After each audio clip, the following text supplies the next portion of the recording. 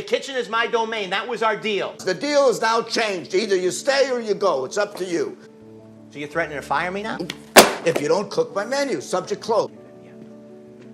Truth be told, food truck's a great idea.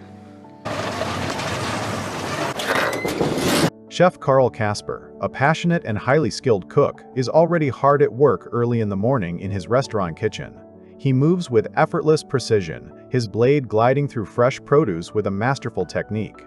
He carefully adjusts the seasonings and perfects each dish with the meticulous attention of a true culinary artist. His sous chef Martin walks in with an entire pig. Together, they carefully break down the animal into different cuts for the day's specials. I still have the farmer's market. What time is it? 10-ish. It's 10? I gotta pick up the kid. Carl rushes out to pick up his kid and get to the farmer's market. Carl picks up his son Percy, who lives with his mother, Inez. As they drive, Percy casually mentions that his mom thinks Carl should start a food truck. Carl is mildly insulted by the suggestion. He's a chef, not a food truck cook. In the farmer's market, Carl picks up his daily supply of fresh ingredients and tells Percy that a famous food blogger will be visiting the restaurant later that day. As they share a sandwich, Carl talks about New Orleans, its food culture, and promises Percy that they will definitely visit the city together someday. Carl is excited about the food blogger's visit and the new creative dishes he has planned for the day. As he and his staff stay busy in the kitchen, Molly, the head hostess, informs him that Riva, the restaurant owner, is there to see him. Riva questions Carl's decision to change the menu on such an important day. We're being reviewed by the most important critic in the city. Yes. When you put that artsy shit on the menu, people don't like it, so be smart, just for tonight.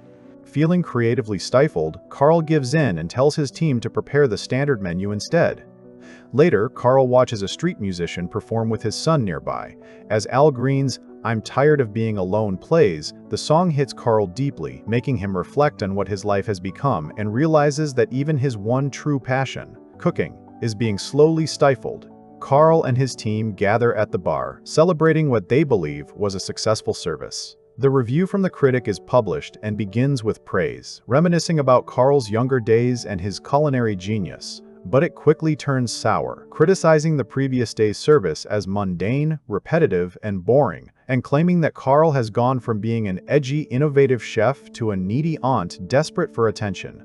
Casper didn't even have the courage to undercook the cake, thus curiously lacking its signature molten center. Carl is devastated by the scathing review. He vents to Molly that he wants to experiment and innovate, but feels the customers don't want to try new dishes. Caught in a creative dilemma, he wishes he could be like chefs who cook innovatively and are appreciated by their guests. Molly reassures him that he is the best chef she has ever worked with and tries to comfort him. Carl offers to cook for her, and they head back to his place, confirming there is more between them than just a chef and hostess relationship. With no restrictions, Carl cooks with renewed passion, while Molly watches him with flirtatious admiration in her eyes. The next day, Carl visits his ex-wife Inez and tells her that the food blogger gave him a 2-star rating, which deeply hurt him. Inez understands, but also reminds him that Percy waited for him for an hour that day and was disappointed when Carl didn't show up. Carl promises to make it up to his son, and they head out for a short day together before he returns to work. Carl enters a deep flow state and spends the night creating an elaborate new menu, cooking everything without any sleep. When Martin arrives at work, he is stunned by the spread. He asks Carl if he has seen Twitter where the critic's review has gone viral. Carl says he has no clue about Twitter. Martin dismisses the topic and goes wild tasting the food, while a confident shaken Carl can't believe the food is that good and repeatedly asks Martin if he's being serious. That's perfect, chef. It's good? Seasoning? Oh, it's perfect. It's nice and spicy. Oh, Yo, big dog. Yeah. Fuck Twitter. So show me what's on Twitter that's so bad, I should say. Carl makes Percy a sandwich and asks him about Twitter and how it works, and Percy sets up an account and gives him a quick lesson. At Chef Carl Casper? Is that cool? That's up. That review went viral. So all these people have read the review? Yeah. That night, Carl can't sleep and obsessively reads tweets about the negative review and articles covering the growing feud. In a burst of anger and social media inexperience, he fires off a tweet at reviewer Ramsey Michel, saying he wouldn't know a good meal if it sat on his face, unaware that tweets are public. Feeling smug, Carl goes to bed only for the post to explode overnight, leaving Percy stunned the next morning to see it has gone viral with thousands of retweets. Did you post anything since last night? You sent a private message to somebody. And he wrote back. Ramsey fires back with a vicious tweet, saying he'd rather have Carl sit on his face than eat his lava cake. Martin and Tony are amused by the escalating feud when Carl responds by inviting Ramsey back to the restaurant for another meal, ending the invitation with yet another insult. Carl drops off Percy, and Inez tells him that her publicist wants to speak with him about the Twitter feud. Carl reluctantly agrees, and during the conversation, Inez once again brings up the idea of a food truck, suggesting he'd be happier cooking for himself than for someone else. Carl dismisses the idea and heads back to the restaurant. Carl enters the kitchen buzzing with excitement, eager to cook something bold and new for Ramsey Michel. Molly soon informs him that the Twitter call-out has overbooked the restaurant, but Carl urges her to manage the staff with the new menu. I'm excited. I'm finally happy. I'm happy, okay? Riva arrives and demands that Carl stick to the same old menu, which has worked for all these years, and tells him not to post anything online without his permission. Furious at Riva's micromanagement, Carl finally snaps, and Riva fires him on the spot, asking Tony to take over. As Carl walks out, Tony stays behind while Martin wants to join him. Carl tells Martin to stick around and help Tony. Carl returns home with a bag full of ingredients and starts cooking to release his tension. At the restaurant, Ramsey Michel arrives and is served the same predictable dishes, while Carl, at home, prepares one inventive plate after another. Wishing he'd been allowed to showcase his true skills at work, Carl remains unaware as a clearly amused Ramsey tweets that Carl chickened out of the very challenge he had issued himself. Carl reads Ramsey's tweet and is filled with rage. He knows he's a great chef, but feels trapped between Riva suffocating his creativity and Ramsey calling him out without ever getting the chance to experience Carl's true brilliance. He rushes to the restaurant and has a complete public meltdown, hurling insults at Ramsey, while other diners record the outburst and upload the footage online. And what do? You just write shit to make, you just make shit up! My shit was molten! The next day, after Carl has cooled down, he calls Inez's publicist to ask if the videos of his outburst can be taken down. She explains that once something goes viral, it lives on the internet forever, but adds that his sudden notoriety could land him a spot on the reality show Hell's Kitchen. Carl hangs up and calls Inez to update her, then breaks the news to Percy that he won't be able to take him to New Orleans after all. Carl returns to the restaurant and meets Martin, who promises to follow him wherever he works next. Tony arrives and apologizes for not walking out with him, but Carl reassures him that taking the head chef opportunity was the right move and says he's proud of him. Later, at his cigarette spot with Molly, Carl admits he's scared because he has nothing lined up, and Molly encourages him to take a break, figure out what he really wants, and spend more time with Percy.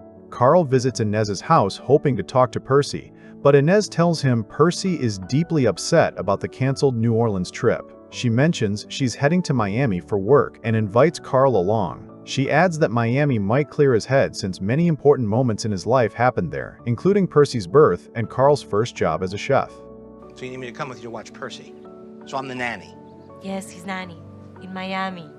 They fly to Miami and check into a hotel before heading out that evening to a local Spanish bar where Inez's father performs as a musician.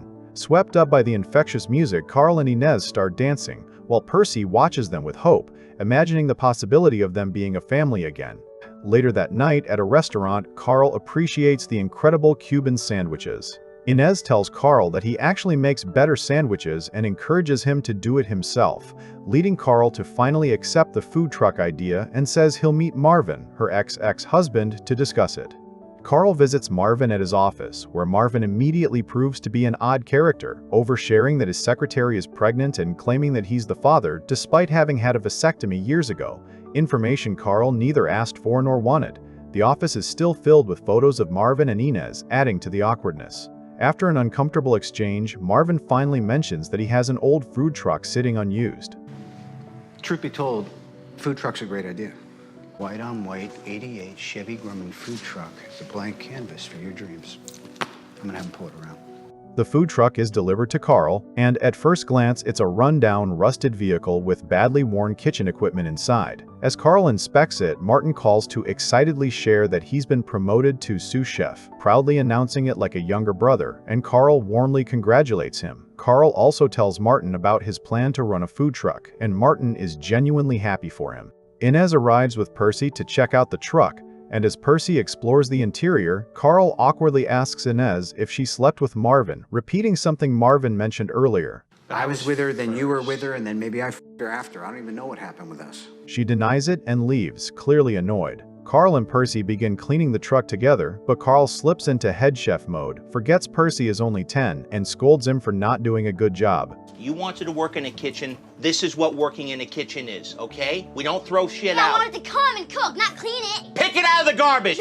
Realizing his mistake, Carl apologizes to Percy, and the two head out to shop for kitchen equipment for the food truck: fryers, grills, and ovens. At the counter, Carl gifts Percy a chef's knife, telling him he's earned it. The next day, the equipment is delivered, but when Carl realizes the oven is too heavy, Marvin's employees refuse to help him move it. As Carl struggles on his own, Martin suddenly shows up and surprises him, revealing that he quit his sous chef job to come work with Carl after hearing how happy he sounded on the phone. Martin then speaks to the workers in Spanish, persuading them to help by promising them a sandwich and beers. Martin tells Carl to go get the supplies while he cleans and sets up the truck. Carl and Percy head to the farmer's market, where Carl teaches Percy about choosing fresh ingredients and deciding the menu. They return, and Martin starts preparing the meat marinade.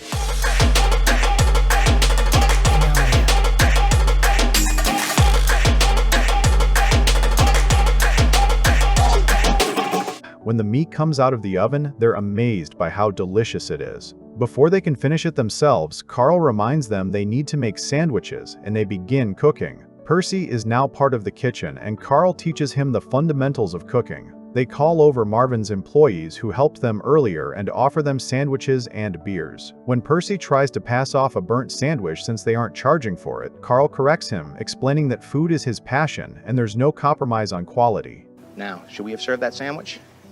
No, chef. Later that day, as they unwind after a fulfilling shift, they plan a road trip to take the truck from Miami back to Los Angeles, and when Percy asks to come along, they happily agree.